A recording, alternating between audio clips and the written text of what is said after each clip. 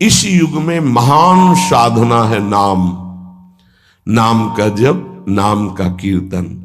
तुम्हारे सारे स्वार्थों की पूर्ति और परमार्थ की पूर्ति इसी से हो जाएगी। इसलिए जो चतुर शिरोमणि हैं वो इस युग के गुण को जानने वाले सारग्राही भारी प्रशंसा कलयुग की करते हैं कि जो बड़ी बड़ी 10-10 हजार वर्ष की साधना से लाभ नहीं मिलता वो कलयुग में नाम कीर्तन से मिल जाता है, नाम जप से मिल जाता है। दाहिने पैर के अंगूठे के बल खड़े होकर के केवल दाहिने पैर का अंगूठा भूमि में स्पर्श, दोनों हाथ उठाए हुए 10,000 वर्ष तक जब, तब कोई बात। यहां केवल नाम कीर्तन से, नाम जप से परम लाभ। नाम में बहुत बड़ी सामर्थ्य है। विश्वास करो और पकड़ लो नाम। ये जो नाम चर्चा होती है ना, ये सार बात तुम्हें सुनने को मिल रही है, इसे पकड़ लो। ऐसा मन में बैठा लो कि अगर नाम नहीं चल रहा तो आपकी बहुत बड़ी हानि हो रही है। ये बहुत परम ज्ञानी हनुमान जी भी महाराज कहते, कहा हनुमंत विपत्ति प्रभु सोई, जो तो सुमिरन भजन न होई। परम रसिक शिरोमणि श्री सेवक जी महाराज कह रहे हैं, हानि हरिवंश के नाम अंतर पड़े, लाभ हरिवंश उच्चरत बानी। उनकी जिह्वा बड़ी पावन हो गई है जिनकी जिह्वा में नाम चल रहा है। कोई भी हमारे प्रभु के विविध नाम हैं, मुकुंद माधव गोविंद राम कृष्ण दामोदर हरि, जो भी जिनको प्रिय है, जो गुरुदेव ने दिया है। जैसे अपने वृंदावनवासी राधा उपासी तो राधा राधा राधा राधा राधा, किसी की नहीं सुनना, कुछ नहीं सुनना। क्या महिमा है हमको ज्यादा ध्यान नहीं देना, हमें ध्यान देना है जप में अपने आप महिमा प्रकाशित हो जाएगी। नाम का प्रभाव तब समझा जाए कि अब रंग ला रहा है जब नाम ऐसे हो जैसे हम पुकार रहे हो। राधा अंदर से निकले, आंखों से अश्रु निकले, रोमांच हो जाए, हृदय गदगद हो जाए, पूरा स्वर निकलना मुश्किल हो जाए, नाम निकलना, ये है इसका फल। एक भक्त ऐसे रस में डूबा हुआ है नाम के, तो एक दिव्य तेजमयी शक्ति सामने आती है। वो पूछता है, का तुम, कौन हो तुम? मुक्ति रूपागतास्मि भवती कस्माद कस्मादिहि, श्री कृष्ण स्मरणेन देव भवतो दासी पदम प्रापिता, दूरे तिष्ठमनागनागसि कथम कुर्याम अनार्यम मयि, त्वदगंधान्निज नाम चंदन रसालेपस्य लोपो भवेत्। कौन है तू? मैं मुक्ति हूं, मोक्ष पद, कैवल्य परम पद। तुम्हारी सेवा में उपस्थित हूं क्योंकि तुम निरंतर नाम जप करते हो। मुक्ति रूपागतास्मि भवती कस्माद कस्मादिह, तो तुम बिना बुलाए आती हो क्या मुक्ति से? हां, तुम्हारे जैसे भक्तों के पास जो निरंतर नाम जप करते हैं, मैं उनकी दासी बनना चाहती हूं, मोक्ष पदवी। नहीं तो अकस्मात क्यों आ गई? मैंने चाहा नहीं। तुम जिन देवाधिदेव प्रभु का नाम जप कर रहे हो, श्री कृष्ण चंद्र जी का, मैं उनके दासों को यह पद प्रदान करना चाहती हूं। मुझे कृपा करके स्वीकार कर लीजिए। ध्यान दीजिए, मोक्ष पदवी क्या कह रहे? मुझे कृपा करके स्वीकार कर लीजिए, बड़ा उपकार होगा कि आप जो मुझे स्वीकार कर लेंगे। तो बोले, दूरे तिष्ठ मनागना गशी कथम कुर्याम अनार्यम मई, दूर खड़ी रहे मोक्ष पदवी से, तू मेरी दृष्टि में नितांत अपराधी है। नहीं, मैं तो मुक्त करने वाली हूं संसार से, जीवन मुक्त अवस्था प्रदान करती हूं, मैं अपराधी कैसे हूं? तो सुन, जब मैं तुझे स्वीकार कर लूंगा तो मैं चरण सेवा नहीं कर पाऊंगा, मैं नाम जप नहीं कर पाऊंगा, तो तू मेरा नाश करने वाली कहलाएगी। तुम्हारी तो सुगंध मात्र भी मुझे पसंद नहीं। मुझे मुक्त नहीं होना, मुझे आसक्त होना है श्री कृष्ण चरण सेवा और उनका नाम जप। और तू मुझे श्री कृष्ण में लय कर देगी? नहीं चाहिए, मैं स्वीकार नहीं करता। मैं भगवत दास हूं, इससे बढ़कर तेरा पद नहीं है। तू भगवान का विस्मरण करा देगी, क्योंकि लय हो जाने पर सत्ता ही नहीं रहती। ये मेरा नाम छूट जाएगा जो जप रहा हूं, ये मेरी सेवा छूट जाएगी। मैं उपास्य देव में लीन होकर उपास्य देव नहीं बनना चाहता, मैं उपास्य देव की सेवा में और नाम जप करना चाहता हूं। इसलिए तू अनार्य है, मेरे सामने से हट जा, मैं तुझे स्वीकार नहीं करता। त्वद गंधा निज नाम चंदन रसाले पश्चलोपो भवेद। तेरी गंध भी आ जाए तो भगवत प्रेम का लोप हो जाता है, इसलिए मुझे नहीं चाहिए। ये नाम जप की महिमा। भगवान ने भी कहा, दीयमानम न गृहणन्ति विना मत सेवनम जना। अगर मैं उनको मोक्ष पदवी भेजता हूं, देता भी, तो वो स्वीकार नहीं करते हैं। बहुत विचार पूर्वक देखा गया कि उपासक का परम धन नाम है। लोक परलोक की जो भी तुम्हें भोग सामग्री चाहिए, पदवी चाहिए, सिद्धियां चाहिए, मोक्ष चाहिए, प्रेम चाहिए, सब नाम जप से मिल जाएगा। ये किसी एक महापुरुषों के नहीं, शास्त्र प्रमाणित है। इतने नाम महिमा से युक्त महापुरुष, जितने भी बड़े बड़े महापुरुष हुए हैं, चाहे जहां के हों, सब नाम से ही हुए हैं। सुलभ से सुलभ परमार्थ का सहज साधन और सर्वोपरि साधन निरपवाद रूप से समस्त महापुरुषों ने स्वीकार किया है नाम। भारी दुख और संकट में, दुख और संकट स्पर्श ना कर पावे, वो स्थिति प्रदान करता है नाम। देखो, दुख और संकट स्पर्श न कर पावे शब्द है। दुख संकट घेरते हैं, स्पर्श नहीं कर सकते। अर्थात इतनी ऊंचाई होती है कि पांच भौतिक देह पे ही प्रहार हो सकता है, स्वरूप पे नहीं। और वो नाम के बल से ऐसी ऊंचाई पे होता है जहां नैनम छिन्नन्ति शस्त्राणि नैनम दाति पावकः न चैनम क्लेदयन्त्यापो न शोष्यति मारुतः। ये स्थिति है, ये बातों से नहीं सही जा सकती। ये जब स्थिति आती है तब ऐसा होता है।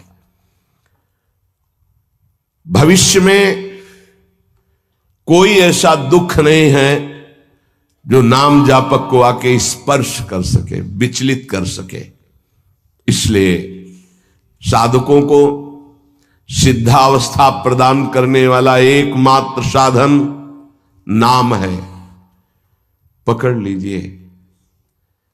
रोज चर्चा इसकी श्री जी करवा रहे हैं, इसीलिए कि यही एक कलिकाल में विशुद्ध महामहिमा में और चहुं युग चहुश्रुति नाम प्रभाव, चारों युगों में रहा, केवल कलयुग में ही नहीं है। चहुं युग चहुश्रुति नाम प्रभाव, कलि विशेष नहीं आनो पाओ। कलयुग में ये विशेष है, न आनो पाओ, स्पष्ट कह दिया, ना आनो पाओ। साधकों को बहुत ध्यान से सुनना है, बड़े महापुरुषों की बातें हैं। सिद्धावस्था की प्राप्ति इसी से होती, भजन से। भजन नसेनी प्रेम की। साधकों को सिद्धावस्था नाम से प्राप्त होती है। सिद्धों की सिद्धि की रक्षा नाम से होती, इसीलिए सनकादि हर समय हरिश शरणम हरिश शरणम। लोक संग्रह के लिए, संसारी धर्म अर्थ काम की पूर्ति के लिए, या मोक्ष के लिए, या प्रेम के लिए कोई भी हो, कहीं भी हो, नाम जप के लिए कोई ऐसा नहीं कि आप वहां नहीं जप सकते। जैसे कुछ बच्चे स्कूल के आए थे, उन्होंने कहा अध्यात्म को और विद्यार्थी जीवन को कैसे समावेश किया जाए। तो हमने कहा जो व्यर्थ समय आप व्यतीत करते हैं उसको भजन में लगा दीजिए। 30-40 मिनट तो कुल्ला करना, शौच जाना, स्नान करना, इसमें तो लगता ही है। अगर पूरी नियमावली से करे तो 30 मिनट 40 मिनट लगता है। उस 30-40 मिनट में हम एक क्षण भी नाम नहीं भूलेंगे, क्योंकि उस समय किसी से कोई मतलब नहीं, एकांत सेवन बाथरूम में, बड़ा बढ़िया समय। तो किसी ने प्रश्न किया पावन नाम को क्या शौचालय में लिया जा सकता है? हाँ, बहुत बढ़िया एकांत स्थल है, नाम जप के लिए बहुत बढ़िया है। नाम जप के लिए निषेध नहीं, मंत्र जप के लिए निषेध है। नाम तो अपवित्र पवित्रो वा सर्वावस्थांग, अपवित्र हो या पवित्र हो, सर्वावस्थांग तो पीवा, कहीं भी आप नाम जप कर सकते हो। अब जब शौच में है तो मौन नाम जप करते हैं, कोई वहां कीर्तन थोड़ी मजीरा लेके करते हैं, अंदर ही अंदर नाम जप कर रहे हैं। किसी ने प्रश्न किया था कि आप परम पवित्र राधा नाम जो आप उपदेश करते हैं, बच्चों को कहा शौच में आप जप सकते हैं, तो क्या शौच में निषेध नहीं है? निषेध नहीं है, नहीं है, बिल्कुल नहीं, तुम नहीं जानते हो। निषेध है मंत्र, नाम निषेध नहीं है। अगर नाम निषेध हो जाएगा और शौच में दिल फेल हो जाए तो गई ना जीवन की बाजी, नहीं नहीं, रह नहीं सकते। और एक स्थिति आती है, आपको बतावे, जहां मंत्र भी अखंड चलता है। इसका हमें शास्त्रों में जो प्रमाण मिला तो सदैव यही मिला कि मंत्र को अपवित्र स्थिति में कभी उच्चारण नहीं करना चाहिए।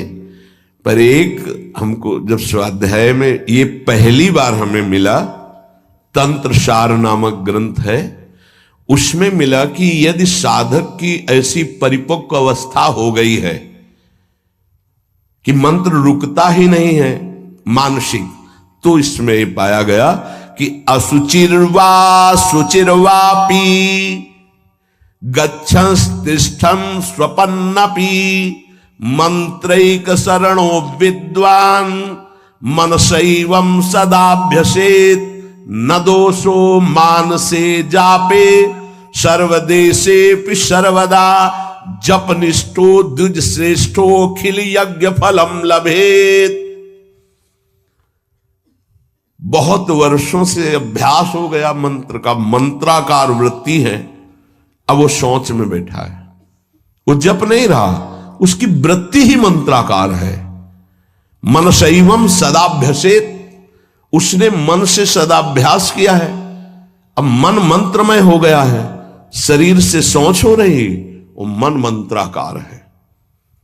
वैसे पीछे तक ये था कि मन मानसिक भी जप मंत्र का नहीं, ऐसा ही अभ्यास।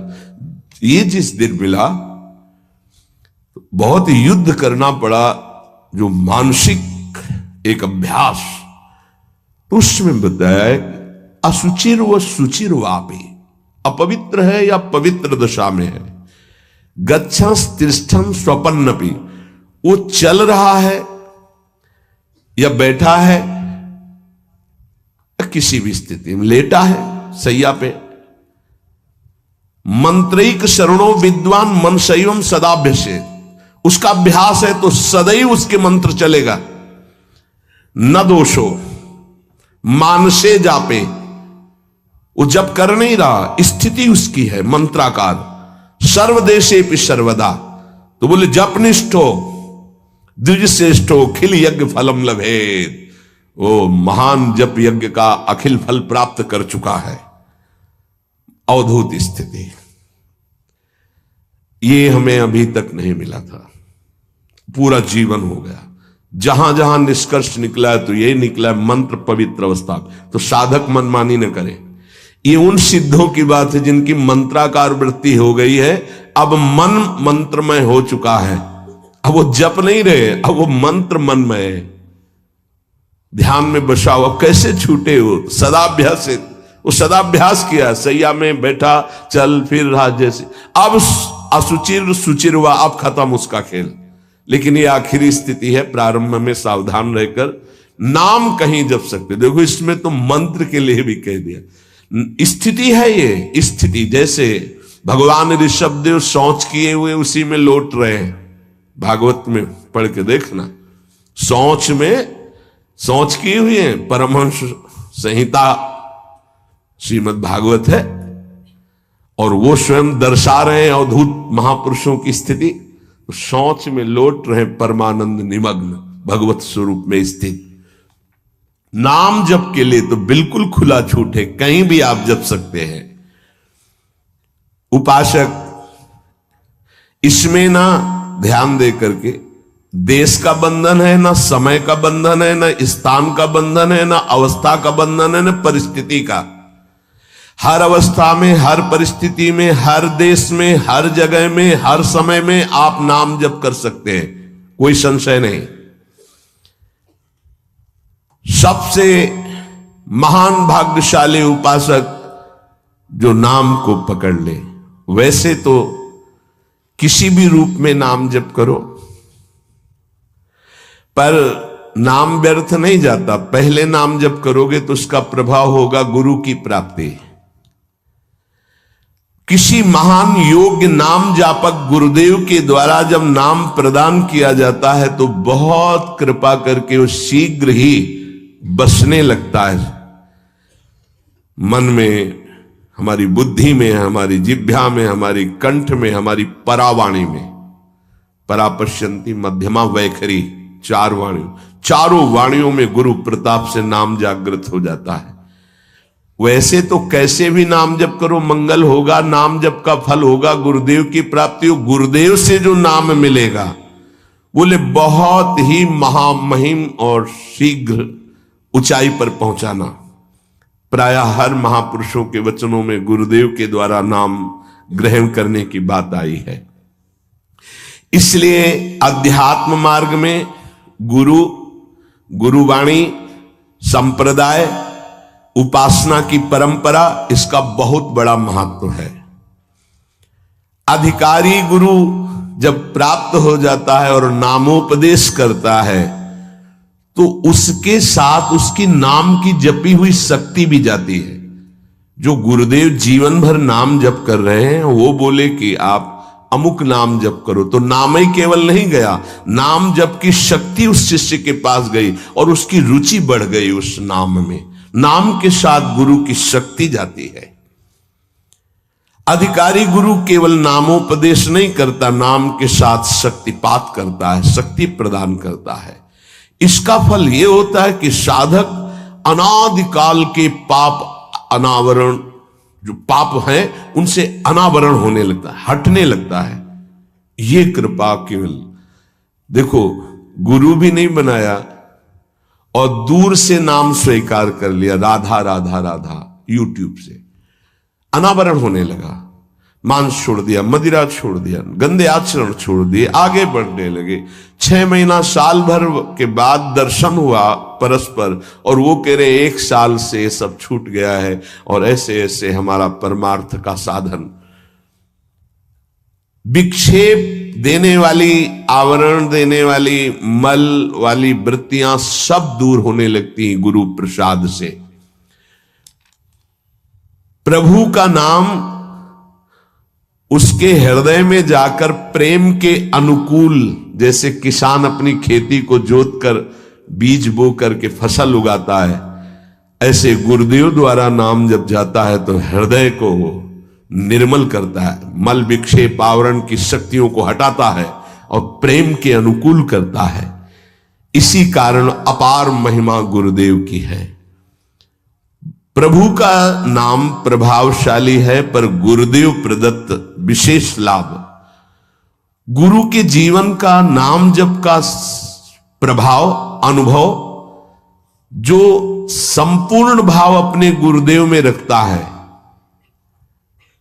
गुरुदेव के सिवा हमारा कोई और इष्ट नहीं, और कुछ नहीं। हम तो वही बात जो हमारे गुरुदेव बोले। तो शिष्य के मन में इस प्रबल श्रद्धा के प्रभाव से गुरुदेव की शक्ति, नाम अंदर गया, नाम चलाना, नाम के विक्षेप का नाश करना, हृदय को निर्मल करना, ये निसंदिग्ध संशय रहित होकर स्वीकार करो। गुरु जितना शिष्य पर प्रतीति को देखता है, अपने प्रति श्रद्धा विश्वास को, उतना ही शिष्य का मार्ग सुगम होता चला जाता है। नाम स्मरण की प्रथम अवस्था का स्वरूप है नाम जापक उपासक गुरुदेव की शरण लेकर नाम ले, और जो गुरुदेव नाम दे। और आपको एक खास बात अंदर की, गुरुदेव प्रदत्त नाम में रुचि किसी भाग्यवान उपासक की होती नहीं, और नामों में उसको सुविधा नजर आएगी। गुरु प्रदत्त मंत्र और नाम में मन रुचि नहीं पैदा करेगा। ये बात लिख लेना, ये अंदर की बात है। गुरुदेव ने कहा कि राधा वल्लभ श्री हरिवंश, ये मंत्र और ये नाम, इस पे ज्यादा देर नहीं टिकेगा मन, और नाम गुनगुनाने की कोशिश करेगा, और करने की इस पर नहीं टिके। इस पर टिक गया तो मल विक्षेप आवरण का नाश होकर उसका हृदय प्रेम मार्ग की तरफ चल देगा। इसलिए जबरदस्ती जपवाना चाहिए। गुरुदेव की भक्ति अवश्य उपासक को करनी चाहिए। एक बार ये नाम हमारे हृदय में अपना अधिकार कर लिया, फिर किसी बाह्य सहायता की तुम्हें जरूरत नहीं पड़ेगी। बहुत बहुत महिमामयी बात कह रहे हैं। अनंत कल्याणकारी दैवी गुण उसके अंदर नाम जागृत कर देगा। महामहिम भगवान नाम स्वयं सदगुरु रूप प्रकाशित करके बैठ जाएगा तुम्हारे हृदय में। इसीलिए कई बार कहा है कि गुरु को स्वरूप क्या? बोले गुरु ने जो मंत्र दिया, नाम दिया, वो गुरु का जीवन, गुरु का स्वरूप। यहां कह रहे हैं जब उपासक गुरुदेव का वर्ण करके उनकी अनन्य भक्ति के द्वारा उनको प्रसन्न कर लिया, विश्वास कि ये मेरा है, तो उनकी कृपा शक्ति से नाम स्फुरित होने लगा। जब नाम स्फुरित हुआ तो नाम साक्षात गुरु बन के बैठ गया हृदय में, और वो इष्ट का जो आंतरिक मार्ग है वो प्रकाशित कर दिया। एक होता है बाह्य मार्ग, एक होता है आंतरिक मार्ग। आंतरिक मार्ग बुद्धि पथ में होता है, बुद्धि पथ बनता है, बुद्धि में मार्ग वो प्रकाशित होता है। बुद्धि पथ ज्यों ही खुला कि देखते देखते उसका जीवन सिद्धावस्था में बदल जाता है। बहुत जल्दी ये होता है, नहीं जन्म जन्म मुनि जतन करा है, ये बहुत जल्दी होता है। गुरु प्रतीति, गुरु ने विश्वास कर लिया कि ये समर्पित है, मेरा है। आपको ऐसे आचरण करने, ऐसा समर्पण, हो गई साधना। गुरु प्रसन्न, साहबन कूला, मिटी सकल कल्पित भय शूला। सब कल्पनात्मक भ्रम भय नष्ट हो गए। इतनी जल्दी देखते देखते जीवन का आमूलाग्र परिवर्तन गुरु कृपा पात्र, पतितों को पावन करने वाला, दीनों का उद्धार करने वाला, समस्त दैवी संपदा को प्रकाशित करने वाला प्रभु का नाम गूंज पड़ता है उसके हृदय में। नाम की गूंज शुरू हो गई। कैसी नाम की गूंज शुरू होती है? कुछ सुनाई नहीं देता।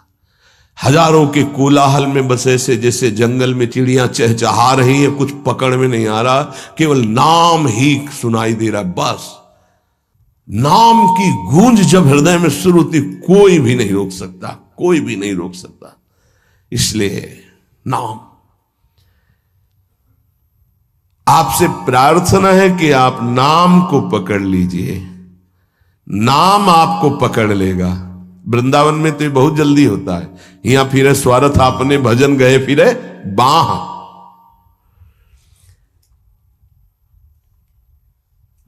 नाम को आप छोटा शब्द मत समझ लीजिए। राधा, राम, कृष्ण, हरि, छोटा शब्द मत समझ लीजिए। इससे क्या होगा? अरे तो बहुत छोटा है, साधारण सी बात है, सब समझते हैं, सब बोलते हैं। नहीं, ये अज्ञान मूलक बात मन में मत आए। गुरुदेव के मुख से निकला हुआ नाम ब्रह्म है साक्षात। ब्रह्म को अधीन करने की सामर्थ्य रखता है। आप ये समझो, मतवाले हाथी को वश में करने वाला अंकुश इतना ही बड़ा होता है, मार के उसको घुटने पे बैठाल दे। ऐसे मतवाले हाथी हैं काम, क्रोध, लोभ, मोह, मद, मत्सर। ये नाम अंकुश है, घुटने पे कर देगा। आप केवल गुरु प्रदत्त नाम जपना अभ्यास में लाइए, ऐसा कि छूटे ना। ये बैठाल लो, ये मतलब प्रवचन नहीं, ये जीवन है। मस्त हो जाओगे, अंदर से मस्त हो जाओगे। कोई नहीं रोक सकता अंदर की गति को। अद्भुत अद्भुत। दुनिया का सर्वश्रेष्ठ शास्त्र सम्मत ब्रह्म ऋषियों द्वारा अनुभूत नाम, बड़े बड़े संत इस नाम से मंगलमयी गति को प्राप्त हुए। मंगलमयी दिव्य शक्तियां नाम जापक में जागृत हुई। नाम को तुम ऐसा समझ लो, वामन भगवान। वामन भगवान इतने बड़े गए थे बलि की यज्ञ में कि जो छाता था लगभग लगभग उतने ही बड़े थे। जो छाता, छत्र लिए थे ना, दंड, छत्र, कमंडल, लंगोटी, नैष्ठिक ब्रह्मचारी का रूप, वामन भगवान छोटे से दिखाई दे रहे थे। और जब विस्तार किया अपना, तो ब्रह्मलोक भी छोटा पड़ गया एक ही टांग में।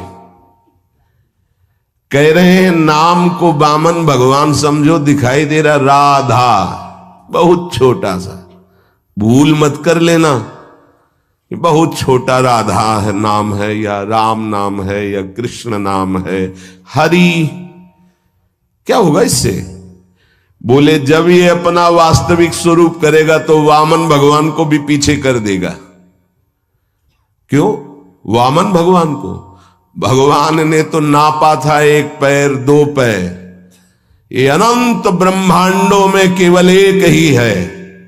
अनंत ब्रह्मांड पति को बांध ले, वो है नाम। छोटा मत समझना। अपार महिमा परमात्मा से भी बढ़कर परमात्मा के नाम में है। अमित महत्ता नाम की को कर सके बखान, जाके उच्चारण करत बिकत स्वयं भगवान। खरीद लो भाई, नाम रूपी धन से खरीद लो प्रभु को। नाम धारक साधक को ये महत्वपूर्ण सिद्धांत कभी नहीं भूलना चाहिए कि नाम नामी अभेद होते हुए भी नाम नामी से श्रेष्ठ है। शास्त्रीय, अनुभूत, व्यवहारिक, सिद्ध बात, नाम नामी अभेद है, फिर भी नामी से श्रेष्ठ नाम है। नाम धारक विचार कर ले कि वो क्या है, तभी गर्व भरे रहते हैं।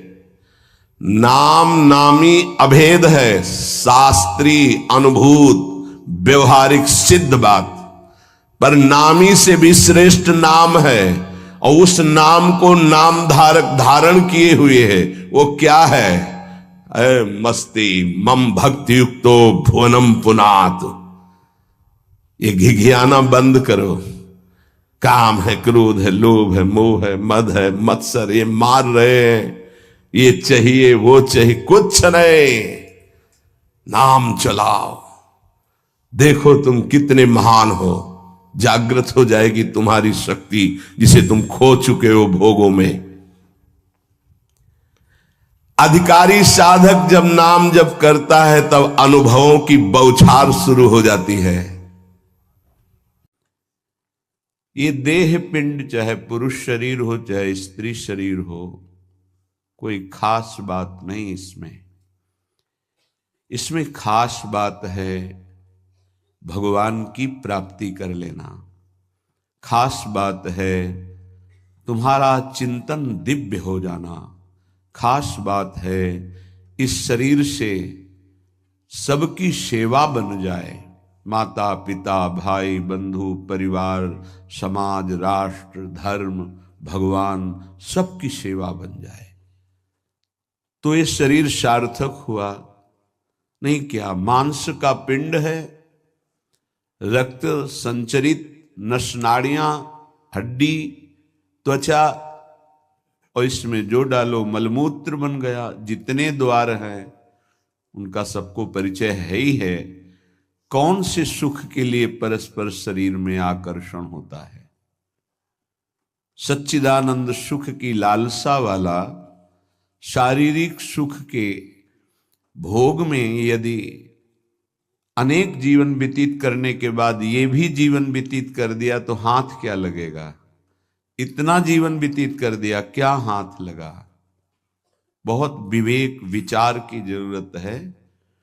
धर्मयुक्त काम भगवान ने अपना स्वरूप बताया है सृष्टि संचालन के लिए।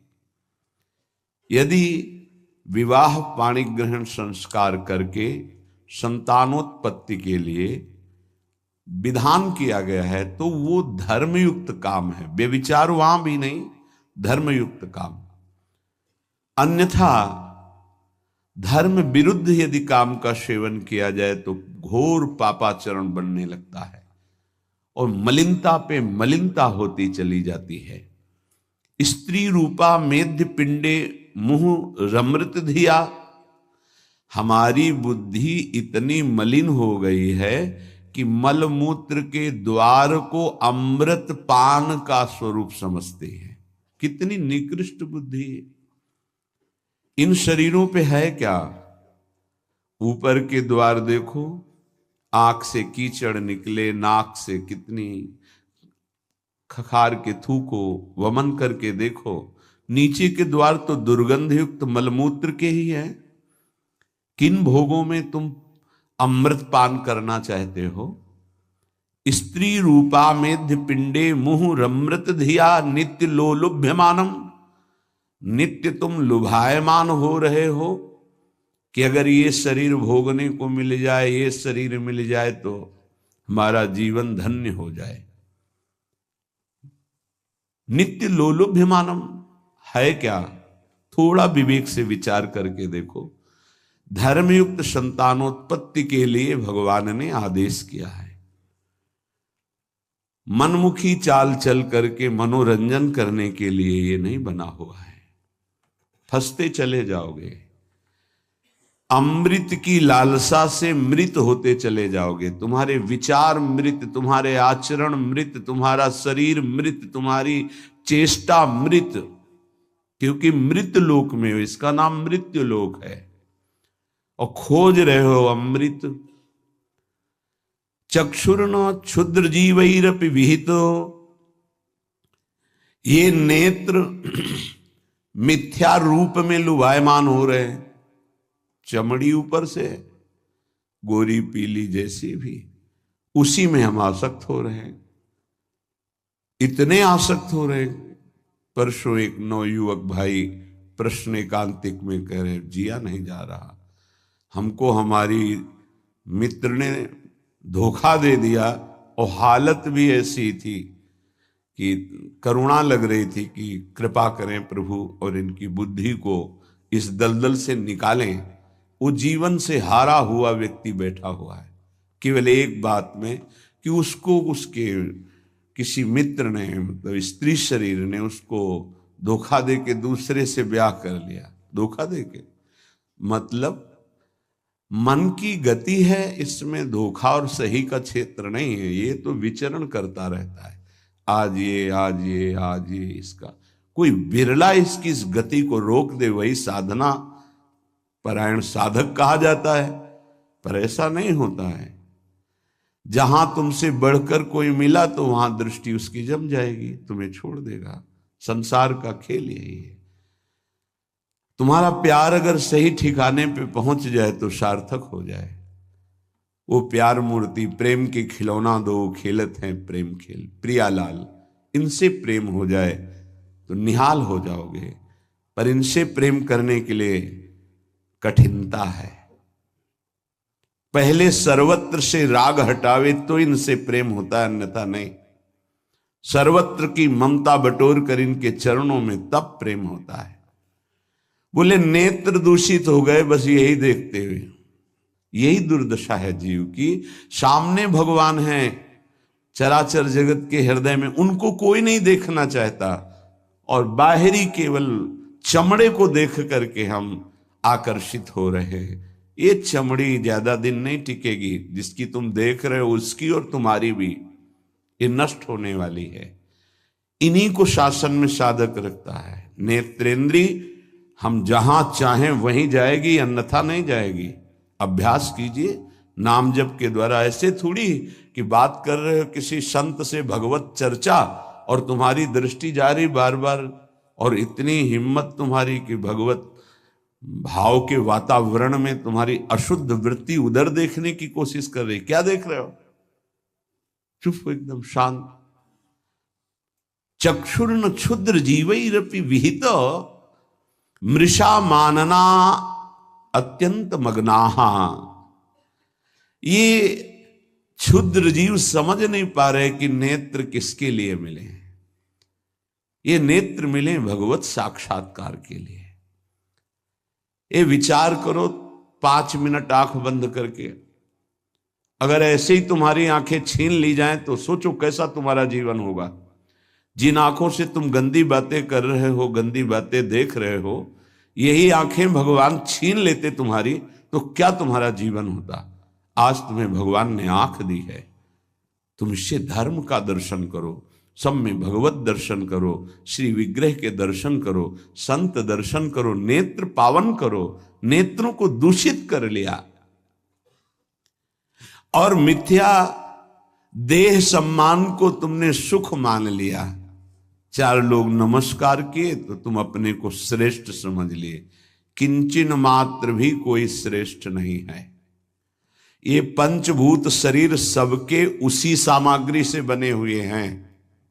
अंदर जो जीव अंश है भगवान का बिल्कुल बराबर है। अब जो सम्मान और अपमान होता है गुण और अवगुण का होता है, और गुण और अवगुण दोनों मायाकृत है। सुनो तात मायाकृत गुण और दोष अनेक, ये दोनों मायाकृत है। तो तुम किसका सम्मान? माया का। किसका अपमान? माया का। तुम तो मान और अपमान दोनों से परे हो। अगर कोई तुम्हें प्रणाम कर रहा है तो तुमको उसकी श्रद्धा को प्रणाम करना है। तुम खास थोड़ी हो गए कि वो तुम्हें साष्टांग प्रणाम कर रहा है तो तुम महान हो गए। महान वो है जो साष्टांग प्रणाम कर रहा है, उसकी श्रद्धा प्रबल है। नहीं क्यों, कोई अंतर नहीं। जो इस देह में पंचभूत वही उस देह में पंचभूत, जो इसमें परमात्मा का अंश वो उसमें परमात्मा का अंश, उसकी श्रद्धा बड़ी है, इसलिए वो आपकी तरफ प्रणाम कर रहा है। बोले बहुत बुरा हो गया। मिथ्या मृषा मानना अत्यंत मग्नाः। मैं झूठ मूठ अपने को बड़ा मानकर सम्मान प्राप्त करने की लालसा, सम्मान स्वीकार कर लिया तो हृदय अपवित्र हो गया। बड़ा मन है, फंसाता रहता है, वो मकड़ी की जाल की तरह। फंसने वाला नहीं जानता है। संत सदगुरुदेव शास्त्र इनके सूत्रों को जब स्वीकार करे तो पता चलता मैं फंस रहा हूं या मुक्त हो रहा हूं। श्रीपाद कह रहे हैं कि देखो, जनेन्द्री ने फंसा दिया काम भोग में, नेत्रेंद्री ने फंसा दिया रूप में। सच्ची अगर सावधान न रहे तो ऐसे ऐसे फंसाव हैं कि जीवन ही नष्ट हो जाता है, पूरा जीवन। अब उसको लाख समझा रहे थे, कुछ समझ में नहीं आ रहा था। बस वो ये समझ रहा था कोई आशीर्वाद मिल जाए, जादू टोना मिल जाए कि वो जो हमारी मित्र है वो वापस हमको मिल जाए वापस। बस उसको इतना ही लक्ष्य था। और हम ज्ञान विज्ञान वर्णन कर रहे थे, तो सुन बैठा था केवल, क्योंकि समझ में आता है ना आप हमारी बात पकड़ रहे हो कि नहीं पकड़ रहे। नेत्रेंद्री ने रूपों में फंसा दिया, हृदय मलिन हो गया सम्मान प्राप्त करने की लालसा से। और कह रहे जिभ्या मिष्टान्न निष्ठा विरमति न मनाग वित्त सग्रंथ अनुचितम। जबान आ गई भोजन के स्वाद में, ये मिष्ठान है, ये चटपटा है, ये बड़ा स्वादिष्ट है।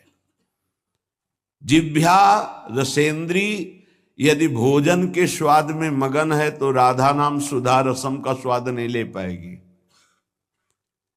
उचित आहार जो भगवत प्रसाद रूप है उसको डाल लेते हैं, उसके प्रति हम आसक्त नहीं होते, स्वाद दृष्टि नहीं रखते।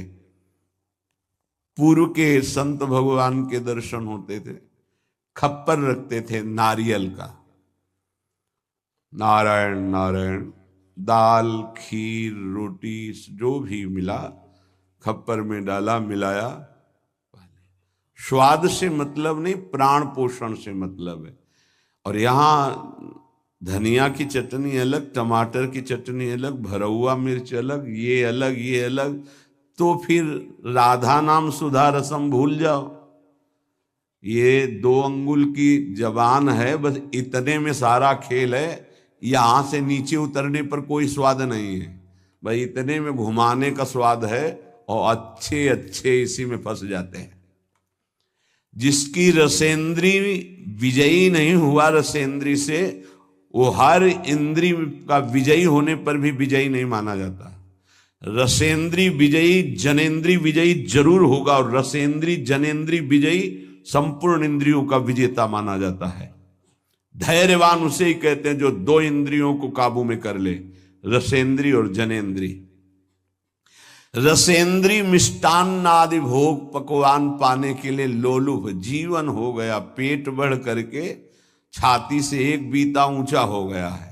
उठने बैठने में दिक्कत होती है, पर पाने के समय और कितना अधिक पाया जा सके, ये स्वाद वो स्वाद वो स्वाद कितना पाओगे, मर जाओगे पाते पाते, फिर भी तृप्ति नहीं होगी। बहुत विचित्र वासना है, बहुत विचित्र वासना है। चित्त वित्त सग्रंथ अनुचितम, ये विचार ही छोड़ दिया कि उचित क्या है अनुचित क्या है, बस धन मिलना चाहिए, जैसे धन मिले। सच्ची बात, आज चरित्र भगवत धर्म मर्यादा इसका महत्व धीरे धीरे समाज से हटता जा रहा है, धन का महत्व होता जा रहा है। जैसे धन की प्राप्ति हो, चाहे चरित्र का नाश हो, चाहे धर्म का नाश हो, चाहे जीवन का ही क्यों ना नाश हो जाए, क्या दुर्दशा है। बोले मनाग वित्त सगृध अनुचितम, अनुचित रूप से धन कभी सुखी नहीं हो सकता जो अनुचित रूप से धन प्राप्त करता है। हा वृंदारण्य कान्या भवति मम गतिश्चेदहम त्वत्स्थितोपि, मेरी क्या गति होगी जब मेरी इंद्रियां और मेरा मन ऐसा है। मैं आपका आश्रय लेता हूं, आपका वास स्वीकार करता हूं, मैं समझ गया कि मेरे से अब कुछ नहीं होने वाला, मेरी अनन्य गति आप हो। हे वृंदावन, आप मेरा सुधार कर दो। अब मैं कहीं किसी की ओर नहीं देख सकता, सिर्फ आपका आश्रय लिए हूं। भाव ये है कि हम सब तरह से हीन हैं, हर इंद्रियां हम पर विजय प्राप्त किए हुए हैं। उल्टा, इंद्रियों पर हमें विजय प्राप्त करना चाहिए, इंद्रियां हम पर विजयी हो गई हैं, अब हम कैसे मुक्त हो। तो बोले धाम का आश्रय ले लो, बड़ा महत्व है। धाम कृपा करके आपको सत्संग प्रदान करेगा। यदि आप सत्संग के अनुसार सुलझ के चल पावे तो क्या होता है, जन्म जन्मांतर से मलिन बुद्धि होती है और बहुत भागती है बुद्धि। जैसे जंगली नील गाय देखा हो, गर्दन उठाई भागती चली जा रही। ऐसे ये भागती बुद्धि, अगर इसको कोई रोक सकता है तो गांव में एक लंगड़ बांधा जाता था। लंगड़ समझते हैं? 2 टांगों के बीच में एक मोटा सा लकड़ी का। अब वो भाग नहीं पाएगी ऐसे। गुरु कृपा, गुरु आदेश, गुरु शासन, ये बुद्धि के ऊपर लंगड़ का काम करता है। तुम्हें पता ही नहीं गुरु के हृदय में अनंत माताओं जैसा प्यार होता है। जैसे भगवान गाली देने वाले को भी परम पद देते हैं, उन्हीं के दास हैं वो। किसी का अमंगल संत के द्वारा, गुरुदेव के द्वारा नहीं। आपका विचार, आपकी सोच आपको अमंगल के रास्ते पे खड़ा करके और ऐसा धक्का देगी कि शायद है फिर बचा पाने की स्थिति न रह जाए। सगर के जो पुत्र 60,000 थे, भगवान कपिल देव जी का अपराध कर दिया, आश्रम को विध्वंस करने लगे। घोड़ा वहीं बंधा हुआ था, किसी ने बांध दिया था, उनको पता भी नहीं था। उनको लगा कि इन्होंने ही ऐसा किया होगा, हमारा विश्व विजेता घोड़ा इन्होंने पकड़ लिया। बड़ा उपद्रव किया। कपिल भगवान ने कोई शाप नहीं दिया, उनकी तपोशक्ति ने उनको नष्ट कर दिया, भस्म कर दिया। जिनके उद्धार के लिए उन्हीं के वंशजों में क्रमशः आराधनाएं हुई, फिर पर सिद्ध कर पाए भगीरथ जी और भगवती गंगा को लाए और अपने पुरखों का उद्धार किया। जो थोड़ा भी अपनी बुद्धि को तुम भगवत मार्ग से विमुख करोगे, वो आपको फंसाने के सिवा और कोई मार्ग नहीं बता सकती। यहां समिटना है, अपने अस्तित्व को मिटा देना है, प्रभु के चरणों में पूर्ण आश्रित हो जाना है और जीवन मुक्त हो जाना है। ये रास्ता है। यदि हम भगवत मार्ग के पथिक हो करके थोड़ा भी अपने मन के अनुसार चलेंगे तो मार्ग बदल जाएगा। गुरु आज्ञा तज करहि जे बान, यह अधर्म यह सब हानि, कान न रसिकन मेरा है। पर जैसे जंगली नील गाय होती है ना, उसको ऊपर कोई शासन बर्दाश्त नहीं। वो जब दलदल में फंसती है तब उसकी चाल रुकती है, अन्यथा नहीं। तो माया प्रपंच का दलदल जब ऐसी बुद्धि वालों को रोकता है, तब उनको याद आता है कि क्या मैं कहीं गलत मार्ग पर चल पड़ा क्या। पर जब तक फंसता नहीं तब तक उसे पता ले चल। माया ऐसी बचाव पक्ष से उसको ले जाती कि इतनी दूर पहले ले जाऊं कि ये लौट ही न सके, तब बात बनेगी। श्रीपाद कह रहे हैं कि सब इंद्रियों ने, मन ने हमको अपने अधीन कर लिया। अब तो हे वृंदावन आपका सहारा है। बनाया हुआ सिद्धांत है, रही मन देखी बड़न को, लघु न दीजिए डारी, जहां काम आवे सुई, कहा करे तरवारी। और सिद्धांत उन्हीं का बनाया हुआ है। अगर गुरु चरणों में लघुता आ गई तो विश्व ब्रह्मांड में महत्ता स्पर्श ही नहीं कर सकती तुम्हारा। ये हमारी बुद्धि, ये हमारा मन ऐसा सोचता है कि शॉर्टकट से चले धनी बन जाए, शॉर्टकट से चले परम पद मिल जाए, शॉर्टकट से चले बहुत उत्तम सम्माननीय बन जाए। है बहुत शॉर्टकट है। सर्वस्व त्याग और एकमात्र प्रभु का आश्रय। अभी जो चाहो बन जाओगे, पर सर्वस्व त्याग। आज तक जितने भी महापुरुष हुए हैं सर्वस्व त्याग से। सर्वस्व त्याग का स्वरूप किसी के नामे कर देना सब प्रॉपर्टी नहीं, अपना अस्तित्व मिटा देना। अम्बरीश जी चक्रवर्ती सम्राट हैं पर अपना अस्तित्व नहीं है, तो क्या हुआ? सुदर्शन चक्र उनकी रक्षा में है और भगवान दुर्वासा जी को द्विज कहते हैं और अम्बरीश जी को भक्त कहते हैं। अहम भक्त पराधीनो अस्वतंत्र इव द्विज। तो मैंने वृंदावन का आश्रय लिया, अब वृंदावन संभालेगा। तो वृंदावन किस रूप में संभालता है? संत रसिक सदगुरुदेव के रूप में संभालता है। यदि हम ना उनकी आज्ञा का पालन करें, अवहेलना करें, तो बड़े कृपालु हृदय के होते हैं जो संत हैं। संत सरल चित जगत हित जानि स्वभाव स्नेह। तुम क्या जान पाओगे कि हृदय में तुम्हारे ही प्रति कितना दुलार है। सांप को चाहे जितनी प्रार्थना करो, आरती उतारो, दंडवत प्रणाम कर लो, कह दो सीधे चलो, तो कभी नहीं चलेगा वो।